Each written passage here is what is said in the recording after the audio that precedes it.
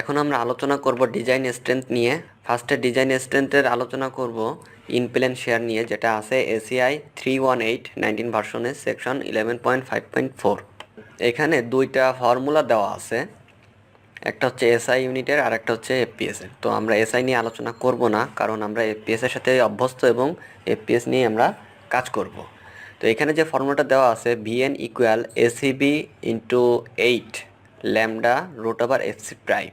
এটা হচ্ছে যে আমরা যে শেয়ার ওয়ালের জন্য ডিজাইন করব, সেই শেয়ার ওয়ালের ম্যাক্সিমাম যে শেয়ার ক্যাপাসিটি, যে এখানে ডাটাগুলো বসিয়ে ক্যালকুলেশন করার পর যে ভ্যালুটা আমরা পাবো সেটা হচ্ছে ওই শেয়ার ওয়ালের জন্য ম্যাক্সিমাম শেয়ার ক্যাপাসিটি। এর বেশি সে কোনোভাবেই নিবে না। কিন্তু এই শেয়ার ওয়ালের তো একটা অ্যাকচুয়াল শেয়ার ক্যাপাসিটি আছে, তো সেটা হচ্ছে এই ফর্মুলার মাধ্যমে দেখতে হবে যে V N equal ACB into alpha C lambda root over FC prime plus rho T F Y. তো এসিবি রোটি এগুলো কি, এগুলো নিয়ে পূর্বে আলোচনা করা হয়েছে, এগুলো নিয়ে এখন আলোচনা করব না।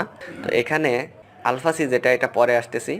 তো ফার্স্টে আছে ল্যামডা। তো ল্যামডা হচ্ছে যে কনক্রিটের যে লাইট ওয়েট, সেটার যে ভ্যালু সেটা বসাতে হবে। লাইট ওয়েট যদি না হয় তাহলে এর ভ্যালু হবে 1, লাইট ওয়েট হলে আলাদা হবে। তবে এখানে ল্যামডার মান 1ই বসাতে হবে, কেননা সাধারণত শেয়ার ওয়ালে স্টোনই ইউজ করা হয়। তারপরও যদি ব্রিক চিপস ইউজ করে থাকে, তো সেক্ষেত্রে এই ব্রিক চিপসের সাথে যে সিমেন্ট, স্যান্ড সব কিছু মিলে এর যে ডেন্সিটিটা হয় সেটা আর লাইট ওয়েটের পর্যায়ে থাকে না।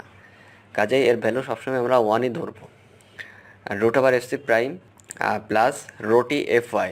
এফওয়াই হচ্ছে স্টিলের ইল্ড স্ট্রেংথ। তো এটা হচ্ছে যে শেয়ার ক্যাপাসিটি। এই শেয়ার ক্যাপাসিটির ফর্মুলার দুইটা কন্ট্রিবিউশন আছে, একটা হচ্ছে কনক্রিটের কন্ট্রিবিউশন, এই যে এটা হচ্ছে কনক্রিটের কন্ট্রিবিউশন, আর এটা হচ্ছে স্টিলের কন্ট্রিবিউশন। তো এখানে আলফা সি যেটা, এটার ভ্যালুটা ভ্যারি করে শেয়ার রলের যে সাইজ তার উপর। কীরকম, ফর সে এখানে H W by L W দেওয়া আছে।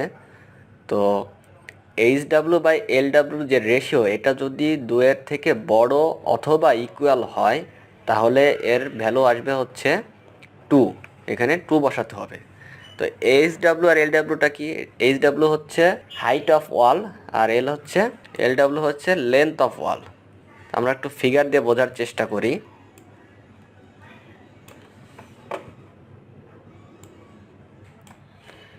এটা একটা শেয়ার ওয়াল, এটা হচ্ছে এইচ ডাব্লু আর এটা হচ্ছে এল ডাব্লু।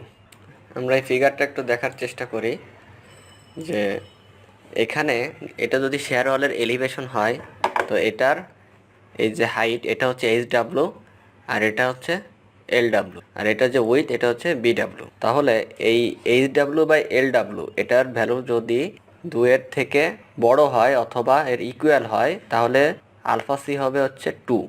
আর যদি H W by L W 1.5-এর থেকে ছোট হয় বা এর ইকুয়াল হয় তাহলে এর ভ্যালু হবে 3।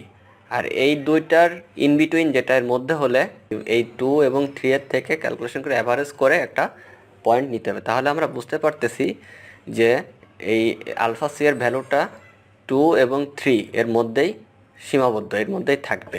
এখানে আর একটা কথা যেটা বলতেছে যে for walls subject to a net axial tension, অর্থাৎ এই যে একটা শেয়ার ওয়াল, এই শেয়ার ওয়ালে ভার্টিক্যালি যে লোড, এক্সিয়াল যে লোডটা আসে, সেই এক্সিয়াল লোডের কারণে কম্প্রেসিভ স্ট্রেস তৈরি হয়।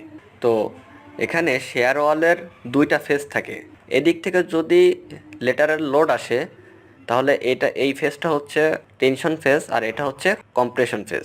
তো ভার্টিক্যাল লোডের কারণে যে কম্প্রেসিভ স্ট্রেস তৈরি হয় সেটা ইউনিফর্ম, আর লেটারাল লোডের জন্য যে টেনসাইল স্ট্রেস তৈরি হচ্ছে সেটা যদি, এই যে লেটারাল লোডের জন্য যে এখানে যে টেনসাইল স্ট্রেসটা তৈরি হচ্ছে সেটা যদি ভার্টিক্যাল লোডের কারণে আসা কম্প্রেসিভ স্ট্রেসের থেকে বেশি হয়ে যায় তাহলে নেট রেজাল্টটা কী হচ্ছে, অবশ্যই টেনসাইল স্ট্রেস হচ্ছে।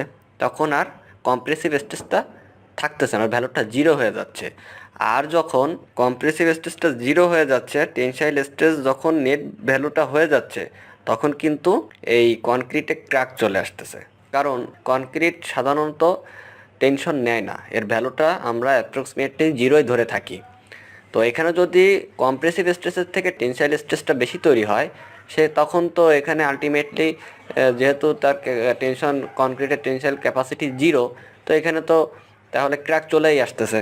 তখন এই ফর্মুলাটা ব্যবহার করতে হবে যে alpha C equal 2 × 1 - NU divide by 500 AG should be greater than or equal zero. অর্থাৎ যদি এখানে ক্র্যাক চলে আসতেছে যখন, তখন কিন্তু এই শেয়ারের যে ভ্যালুটা, এই আলফা সি এর ভ্যালুটা তখন কিন্তু সেটা জিরো হয়ে যাচ্ছে। কনক্রিটের যে কন্ট্রিবিউশন, এই কন্ট্রিবিউশনে কিন্তু জিরো হয়ে যাচ্ছে। কীরকম, যে এনইউ হচ্ছে নেট এক্সিয়াল টেনশন। এই নেট এক্সিয়াল টেনশন যদি জিরো হয়, এনইউ এর ভ্যালুটা যদি জিরো হয়, তাহলে তো এখানে জিরো হয়ে যাচ্ছে। তখন এখানে জিরো যখন হয়ে যাবে, তখন এই আলফা সি এর ভ্যালুটা এখানে জিরো বসবে। আর যদি এখানে ওয়ান হয় বা অন্য কোনো ডাটা থাকে, সেটা যদি ওয়ানের থেকে মাইনাস করার পর যেটা থাকবে সেটা এখানে বসিয়ে দিতে হবে। কিন্তু জিরো যদি হয়ে যায়, তখন এর ভ্যালুটা এখানে জিরো বসিয়ে দিতে হবে। তো এই ছিল ইনপ্লেন শেয়ার নিয়ে আলোচনা ডিজাইন স্ট্রেংথের।